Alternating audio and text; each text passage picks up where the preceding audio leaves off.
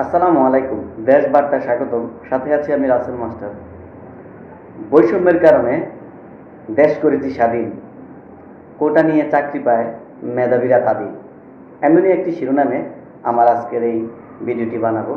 সেটা হচ্ছে আসলে কোটা আন্দোলন নিয়ে যে ছাত্ররা যেভাবে রাজপথে নেমেছে, এটা যথেষ্ট যুক্তি রয়েছে এবং আমি মনে করি এই কোটা ভিত্তিক এই প্রথাটা বা এই নিয়মটা সম্পূর্ণ শেষ করে দিক এবং কোটা নিয়ে চাকরি পাক, এটা আমরা কেউই চাই না।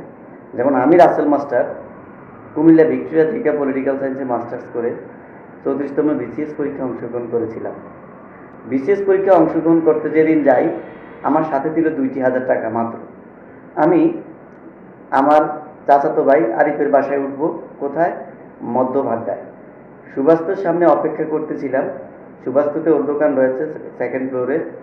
তো দেখলাম রাত্রে আনুমানিক 10টা কি 11টা, 10টা সাড়ে 10টা এমন হবে, কয়েকজন বিসিএস পরীক্ষা দিবে এরকম বসে কারেন্ট ওয়ার্ক করতেছে। আমিও তাদের পাশে বসলাম, আমিও পরীক্ষা দেব। সেজন্য দেখলাম ওনাদের মাধ্যমে কথোপকথন হচ্ছে। পাশে যে ছাত্ররা বসে দুইজন কথা বলতেছিল যে রাত্রে 12টার পরে বিজি প্রেস থেকে ওরা প্রশ্ন পাবে। আমি কিউরিয়াস হয়ে গেলাম, মানে যে কেন, কিভাবে এটা সম্ভব। আর আমার একবার ইচ্ছে হয়েছিল যে আমিও যদি এদের সাথে আরো আগে পরিচিত হতাম, কিংবা তাহলে আমি ওদের সাথে গিয়ে প্রশ্ন নিয়ে আসতে পারতাম। আমার কাছে টাকাও ছিল না, তাদের সাথে আমি যেতেও পারিনি। তারা শুধু ওই পথের বন্ধুই। আজকে এত বছর পরে এসে দেখলাম যে 33তম বিসিএস থেকে 46তম বিসিএস পর্যন্ত প্রত্যেকটি পরীক্ষার প্রশ্নপত্র পাস হয়েছে।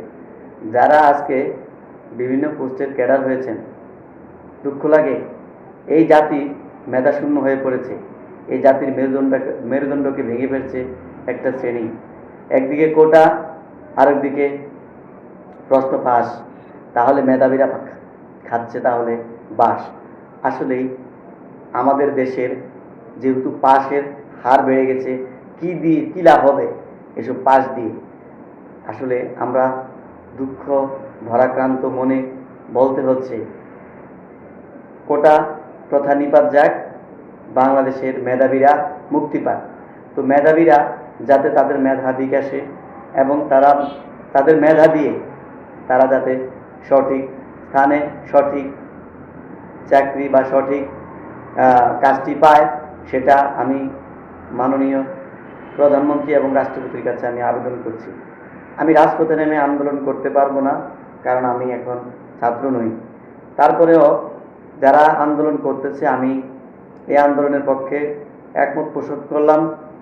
বিশেষ করে একটা জিনিস দেখেন, যদি মুক্তিযোদ্ধার সন্তানরা সুবিধা পায় সেটা ঠিক আছে, কিন্তু মুক্তিযোদ্ধার নাতি নাতনি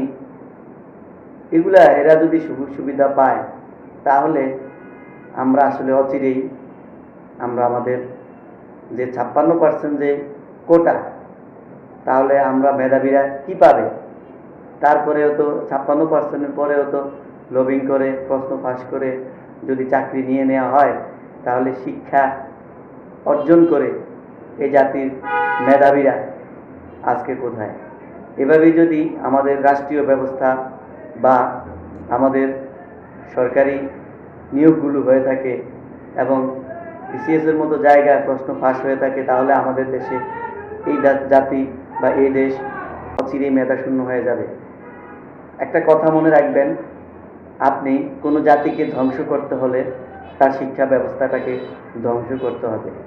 তেমনি যদি এভাবে প্রশ্নপত্র ফাঁস হয়ে যায়, এভাবে অযোগ্য মেধাবিহীন, যাদের মেধা নেই, তারা যদি বড় বড় পোস্টগুলা বা প্রশাসনিক যে পোস্টগুলা যদি ক্যারি করে, এই রাষ্ট্র বা এই দেশ অচিরেই তারা ধ্বংসের সম্মুখীন হবে।